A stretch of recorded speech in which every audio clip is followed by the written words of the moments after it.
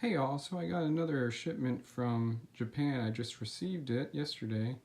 And so I actually received two more PowerBook 550Cs in addition to the one that I already have, as well as a PCMCIA expansion module. That'll be my second one. So this box is pretty big. A size comparison would be this 13-inch Retina MacBook 2015 model. So you can tell that this box just kind of is just quite big. You could fit a lot of those Retina MacBooks into one. And if you still need another size comparison, well, here's a PS2 right next to it. It's a pretty big sized box. So let's jump right into unpacking. We'll first see kind of the sides of the box and kind of give you an idea of the print that's on it.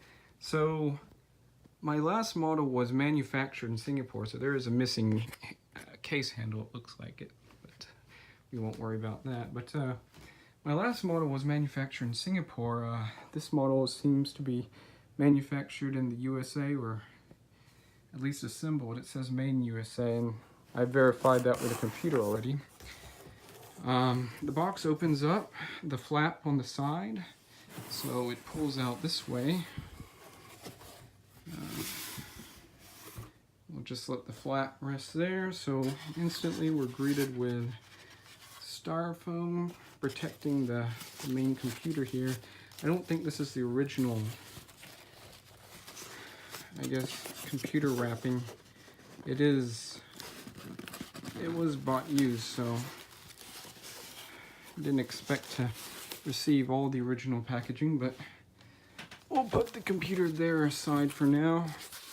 I mean, if you're familiar with the 550C model, so I removed the batteries because those batteries are notorious for corroding. Well, for leaking and causing corrosion. But just kind of a quick overview of the 550C that's out of the box. Let's go ahead and explore into the box a little bit. We have manuals for Kanji Talk, Apple stickers. That's always nice to have. A few more manuals in this section. I guess just more literature that I'm unable to read. And Apple Service Directory. I don't know if this was originally included in the original purchase, but we do have a 7.5, Kanji Talk 7.5 disc, and then additional color style writer manual, power cord, power adapter. So the previous owner upgraded the 550C with PowerPC processor, but also included the original 68K processor that these 550Cs originally released with. So that's the 33 megahertz. I'm going to put that aside. We'll see all the discs, floppy disks, PCM. Oh, hey. Yeah, this actually, I didn't know this had the original floppy disk with it. I had opened the PCMCIA module box, but I didn't see any software with it. That's where it is. You can tell I haven't quite explored all of this software yet, so looks like Kanji Talk 7.5 and floppy disk. I won't get into separating all the discs out. It looks pretty self-explanatory what all of these software would do. Oops, $4 card. We'll go do a quick kind of unboxing on this PCMCIA module. So I assume this is probably the first version of the software, at least for the, because this is a B model. So there were three versions of the PCMCIA module. The first and then the two revisions. So there's the A module, the B module, and the C module, which is probably the most outdated and the last module to release. So this is B model, B revision, indicated there. It looks to be almost brand new, hardly used. Well, I mean, besides there's like palm printing there. There's this little cap here that kind of protects connection. And then, of course, we don't really have any. I think they just so the previous owner left the expansion bay cap in there. We even have warranty cards stuck on the back. I wonder what kind of warranty that entailed at the time. So I got the 550C connected to wall power. We'll go ahead and start it up. This is my first time starting it up. Wow, that hard drive is loud. So again, the previous owner installed a PowerPC processor, daughter card. Now this unit it does have some flaws. There is a broken piece here, and on the actual bezel, and then there's a broken piece here on the, I believe it's the contrast knob, or contrast rocker. That still works if you use maybe like a pin or something and poke in there. I did buy another unit that I meant to use as a parts machine to replace this with, but I'm kind of looking back at the parts machine to see if I can actually repair it and not have to use it. And because I mean, these systems they don't come up very often in the US, and even cannibalizing one for a parts machine just feels very sacrilegious to me, especially if it is still possible to fix it. So that's what I'll be working on later. I did remove the batteries, so it came with two batteries. This is the left side has it's an expansion module slot. That's where the PCMCIA expansion would fit into. So here we are. We're on start menu. Well, we're on the desktop. I guess we can look a little bit in what this computer has. Looks like system 7.5.2, and looks like 16 megabytes of RAM total. That includes 8 megabytes on board the daughter card. So I assume there's an 8 megabyte RAM module. The hinges feel alright. They don't feel like they're broken or anything besides this bezel here. So I'm hoping it's just the bezel. I may investigate later on. But if I do replace this, I will probably also replace this little front panel here. Not much else to go through. There's floppy drive here, 1.1 megabyte floppy drive. Another battery slot here. The back, let's go ahead and see the back. We have expansion bay door. Well, not expansion bay, I'm sorry. The ports door. The communications, your printer. Looks like microphone, audio, your ADB, your AAUI,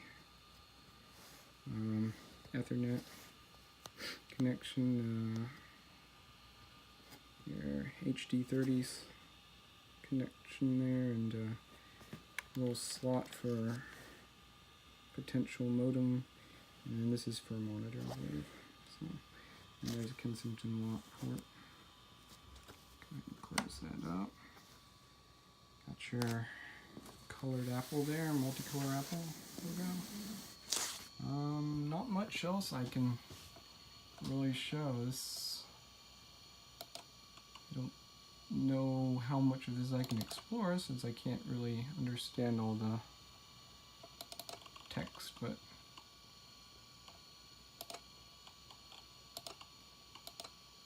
that is a pretty loud hard drive. It is SCSI drive. And see how much space is on that drive. Yeah, 261 megabyte maybe? 62 megabytes? Well, let's see. Maybe that's free. I don't know. Oh, never mind. It's a 750 megabyte hard drive. Cool. Well, I guess that's all I got to show, so I hope you enjoy this video. There is one more PowerBook 550C that I have. There's not much to show on it though, because it's in pieces right now, so.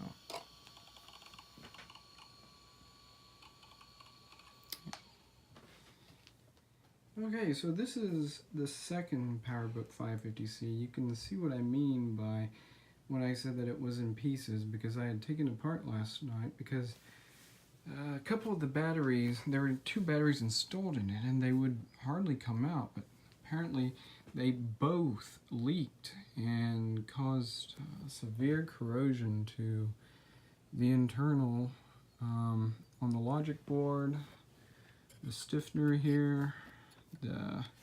So I cleaned out much of this already, so what you're seeing is after the fact that I had inspected everything, disassembled everything out.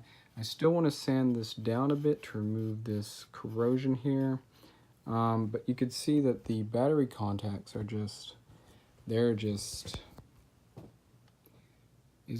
and there's a lot more of that hard kind of substance there, just caked all over so on the motherboard as well, but I cleaned out a lot of it, and even where the floppy drive connects to right there, you can see that on some of the pins there's some corrosion, and I ended up having to destroy the floppy disk connector, so I'll have to get a replacement ribbon cable for that floppy drive. I might even just get another floppy drive if this is even still usable. And then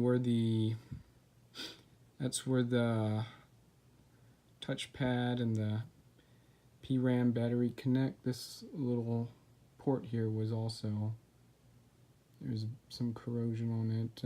Well, it was hard to take out, but it wasn't. I ended up removing the connector without destroying it, so that was good. So the screen though it's fine. It looks like it's only kind of stayed within this proximity here. There is, like, on the upper side of those, this is a palm rest, but even on the upper side you can see that there's still some of that mess that I haven't quite cleaned out. I'm probably going to replace this. You can see how corrosion has affected. So this was also, like I said, I removed it, but I didn't destroy the connector or anything, but I still feel better if I could just replace this. So you can see that the PRAM battery here connects to this ribbon right there, and then it also connects the touchpad and the mouse clicker actuator, whatever it is. This right side battery spring looks fine, but this one looks like it's a little dinged. I might try straightening it out, or I might just replace it. I have a 520 parts machine I can part out. Well, that I've parted out already, I just haven't, it's not around me right now. Screen bezel looks fine. So when you close the screen, you know, the little latch here. So these, back in the days when laptops had latches, it would come up here and it would, sorry, right there, and it would hit this little, I guess that little button right there that's also connected to this whole structure, and that would activate sleep mode. Well, it seemed kind of a little gritty, like when I pressed it up it sounded like there was sand or something. I imagine it's more of this crud here that's kind of contaminated this computer, but I kind of want to replace that, or try to clean it out at least when I get it taken apart. I won't take it apart until I get to my apartment when I have a replacement part for this. I may also just remove this PRAM battery altogether because this is just awful. Otherwise, I think the screen is overall looks to be in great condition. It's not broken, bezel looks fine. This would be a great replacement for that other 550C, but like I said again, I really don't want to cannibalize this because the external plastics look great. For its age, they look great. It's just this logic board that just kind of tears me up to see the kind of damage that's on it, or the kind of corrosion that's on it, and so I may try to work with it.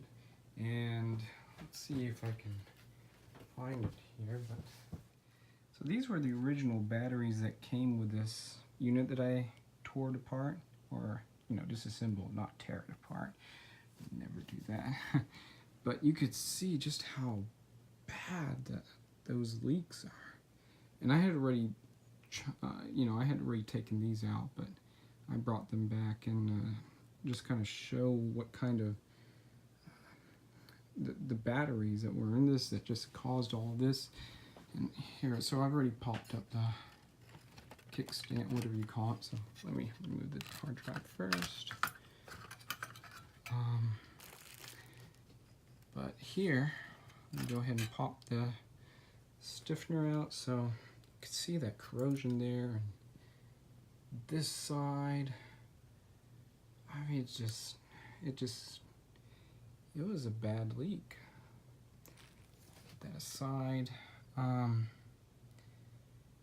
like I said, I already went through and cleaned it out. I'll post up some pictures in a forum, but that would show just how bad the corrosion was, the leak was in this system. So on the reverse side, so this set was just caked in all that stuff, and I tried to scrape as much of it out as possible. Now this set of surface mount right here, I may have to replace those. I do have another board, a 520 board, that I'll just part out from. But yeah, they just need to be replaced, and I'll remove the battery connectors as well. I don't want to deal with those; they're too far gone. And then you see little spots of corrosion. It's just, I don't know. It's a sad thing to see on a system like this. Let me go ahead and put logic aside, and so there was plenty of just all that stuff around here. So let me remove some of all this here. Last night I spent several hours cleaning all this bottom, this shield, and this one as well. So, and here it was just really caked in. So this stuff I think is permanent, some kind of just etched right into the plastic, but I don't know. I think I don't really want to scrape it out. I don't want to cause any kind of damage to the casing itself or weaken the structural integrity of the plastic, as old as it is already. You can see the effects of that corrosion on this shielding. It's just, it did a number to this computer, and I don't think I think the previous owner just probably had the batteries popped in, never just removed them for a while. In fact, when I had opened the system, there's a 25 megahertz daughter card.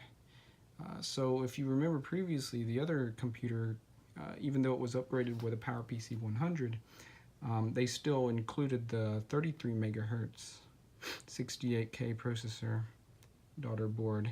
Well, this one, usually, you would find this in the 520.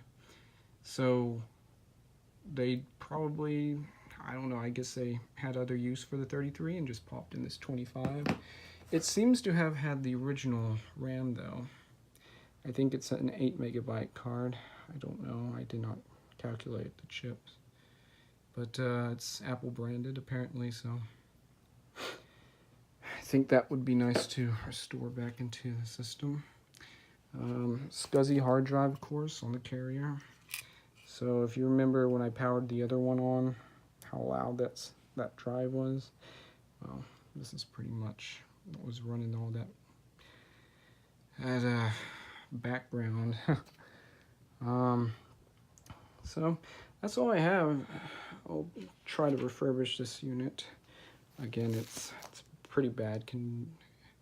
Pretty bad how much the batteries leaked on it, but I think it is still fixable, and we'll see. If I can't fix it, I'll go ahead and part the whole screen actually to the other computer, because at least that one looks really nice. And again, the exterior plastics look great on this.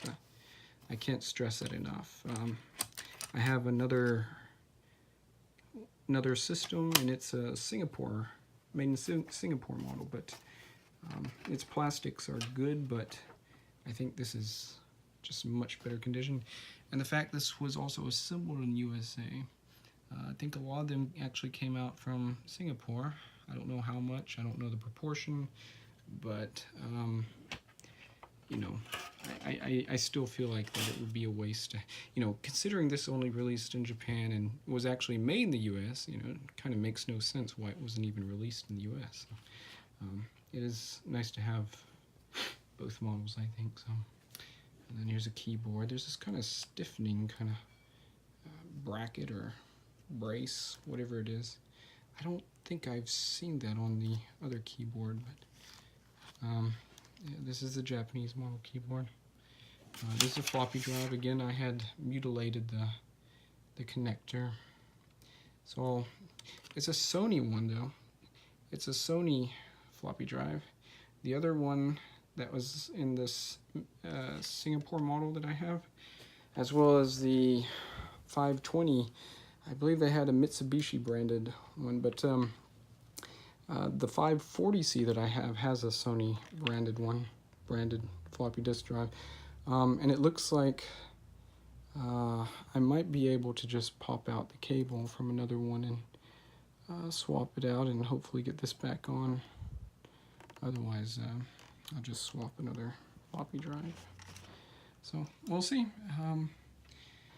Alright, well, thanks for tuning in. I'll try to have another update as I continue work on this 550C and hope